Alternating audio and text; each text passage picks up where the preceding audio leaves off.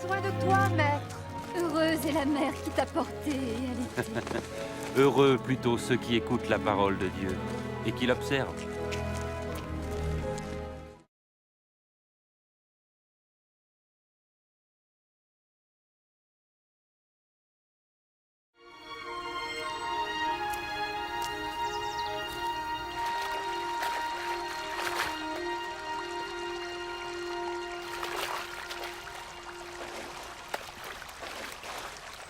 Apprends-nous à prier, comme Jean l'a appris à ses disciples. Quand vous priez, dites « Notre Père qui es aux cieux, que ton nom soit sanctifié, que ton règne vienne, que ta volonté soit faite sur la terre comme au ciel. Donne-nous chaque jour notre pain quotidien. Pardonne-nous nos offenses, comme nous pardonnons aussi à ceux qui nous ont offensés. Protège-nous contre la tentation et délivre-nous du mal. »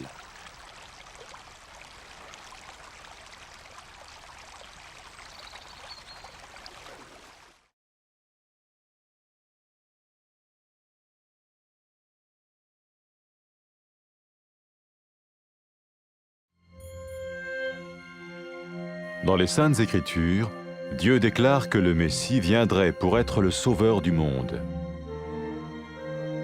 La vie de Jésus prouve qu'il est bien celui dont les prophètes avaient parlé.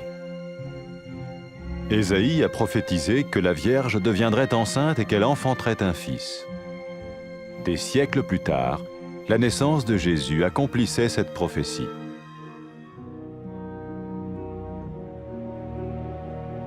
Les Saintes Écritures déclaraient que le saint à naître serait appelé le Fils de Dieu. Cela signifiait que Jésus serait le Fils de Dieu au sens spirituel et non au sens physique. Nous le voyons par sa manière de vivre. Il a guéri des malades, il a pardonné leurs péchés, les a ramenés à Dieu et leur a promis une place dans le royaume éternel de Dieu. Il s'est offert lui-même en sacrifice pour le péché à leur place. Puis il est revenu à la vie, victorieux sur la mort selon le plan de Dieu. Jésus a dit « Personne ne me prend la vie, mais je la donne de ma propre volonté. » La vie de Jésus n'a pas seulement accompli les écrits des prophètes, mais elle a aussi confirmé la vérité de la sainte parole de Dieu. Les prophètes avaient écrit « Ta parole, ô mon Dieu, est parfaite, elle dure à toujours. » Jésus lui-même a dit « Le ciel et la terre disparaîtront, tandis que mes paroles ne disparaîtront jamais. » Jésus est venu pour nous donner la vie dans toute sa plénitude. Et quand l'homme a désobéi à Dieu dans le jardin d'Éden, il a choisi sa propre voie et ses actions l'ont séparé du Créateur.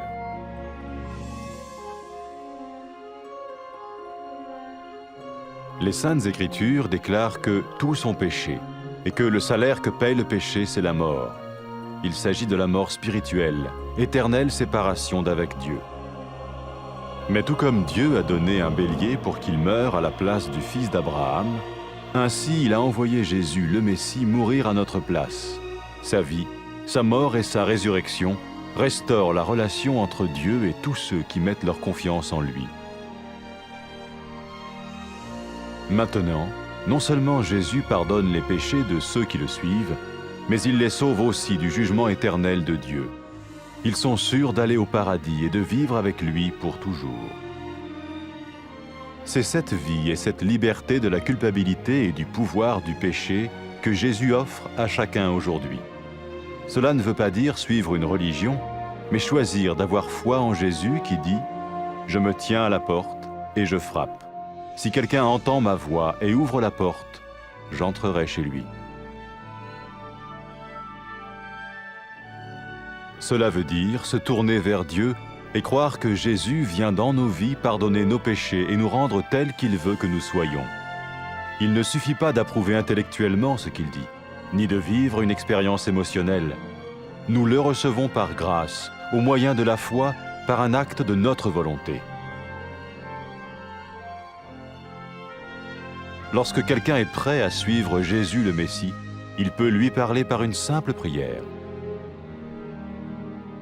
Peut-être êtes-vous prêt maintenant à ouvrir votre vie à Dieu. Si oui, vous pouvez vous joindre à la prière suivante, silencieusement. dans votre cœur. Seigneur Jésus, j'ai besoin de toi. Merci d'être mort sur la croix pour mes péchés.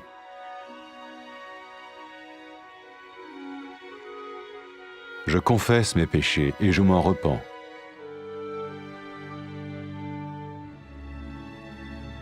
Je t'ouvre la porte de ma vie et je te reçois comme mon Sauveur et Seigneur.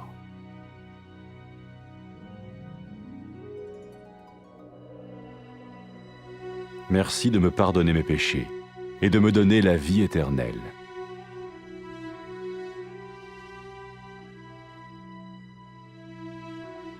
Fais de moi le genre de personne que tu veux que je sois. Maintenant que je deviens l'un de ceux qui te suivent. Amen.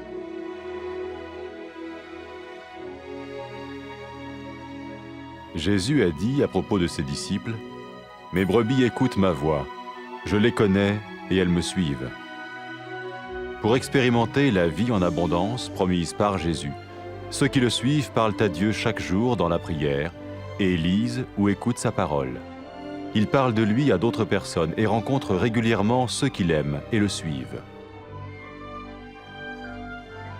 N'oubliez pas sa merveilleuse promesse. Tout pouvoir m'a été donné dans le ciel et sur la terre. Et sachez-le, je vais être avec vous tous les jours, jusqu'à la fin du monde.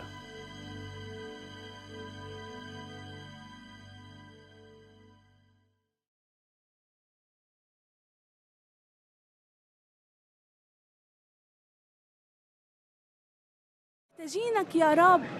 نيال الأم اللي حملتك ورضعتك. حقيقة نيال الناس اللي بيسمعوا كلام الله وبيطيعوه.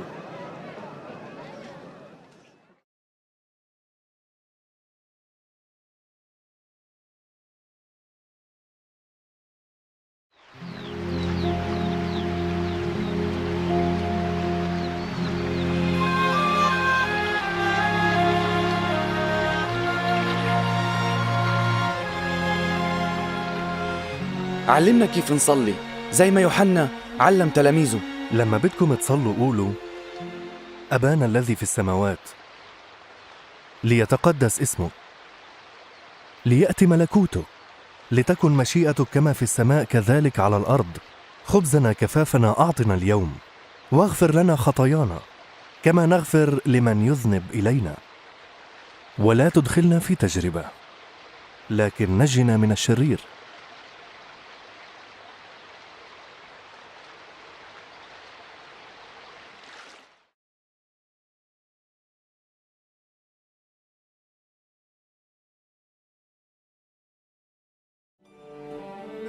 من سنين طويلة كتب الأنبياء في الكتاب المقدس إنه الله رح يبعث المسيح تيخلص الخطاة ويتصالحوا معه.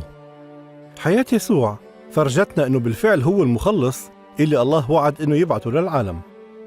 النبي أشعياء تنبأ وقال العذراء رح تحبل وتولد ولد، وهذا اللي صار بقدرة الله، وإنه مريم حبلت وهي عذراء وولدت يسوع. كمان مكتوب بالإنجيل المقدس إنه معجزة الولادة كانت علامة من الله إنه هذا الطفل هو المسيح واللي الله بيناديه ابنه.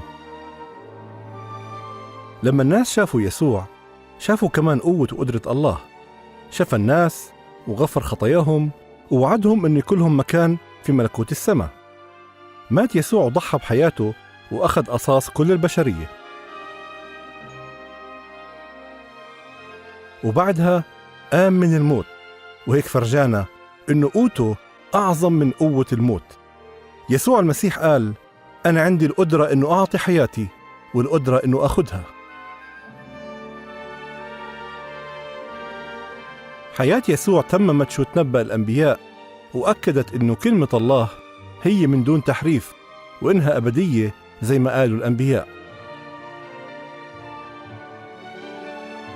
يسوع كمان قال كلامي مش رح يزول. إجا يسوع عشان يعطينا الحياة والأفضل زي ما كانت الحياة لما خلق الله آدم وحواء. لكن البشر ما صدقوا الله وما أطاعوه، وهذا التصرف المخجل سبب البعد عن الله. الإنجيل المقدس بيقول إنه كل البشر أخطأوا وأساس الخطية هو الموت. الناس اللي أخطأوا ما بيقدروا يعيشوا في علاقة مع الله. وزي ما الله دبر كبش تيموت بدل ابن إبراهيم، الله بعت يسوع تيموت بدل نسل آدم. عمل الله هذا الشيء عشان كل اللي رح يآمنوا فيه ويعطوا حياتهم للمسيح بيكون لهم علاقة مع الله. فكل اللي بيتبعوا المسيح رح ينجوا من عقاب جهنم ويعيشوا مع الله للأبد.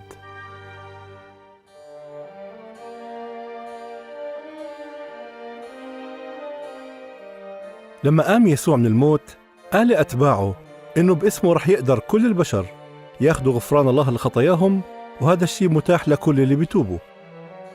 يسوع كمان قال إنه رح يبعث الروح القدس عشان يكون مع أتباعه ويورجيهم الحق ويعطيهم القوة عشان يمشوا في طريق الله.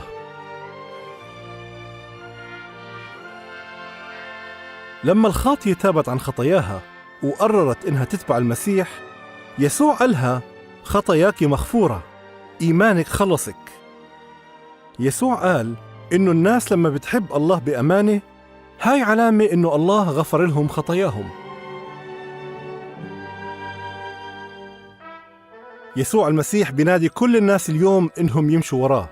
إذا بدك تصير اليوم من أتباعه ويكون لك علاقة معه، بتقدر تصلي وتطلب منه هذا الشيء بكلمات مثل هيك: يا الله أنت عظيم وعالي، بشكرك إنك بتحبني، أنا ندمان إني عصيت وصاياك وأخطيت ضدك.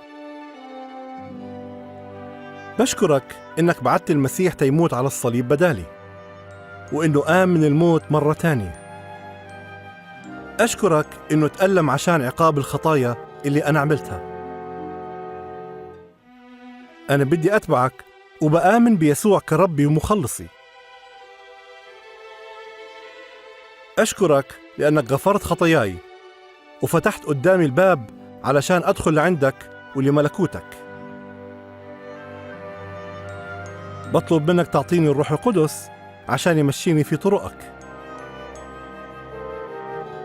وعشان يقويني حتى أحبك من كل قلبي وأعيش الحياة اللي بترضيك. أشكرك لأنك سمعت صلاتي. آمين.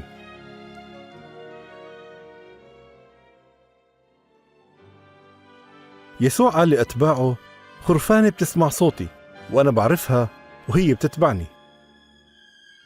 اللي بيتبعوا المسيح بيجتمعوا مع بعض وبيدرسوا كلمة الله الكتاب المقدس كل يوم، وبيتعلموا يعيشوا زيه ويحكوا للناس عنه.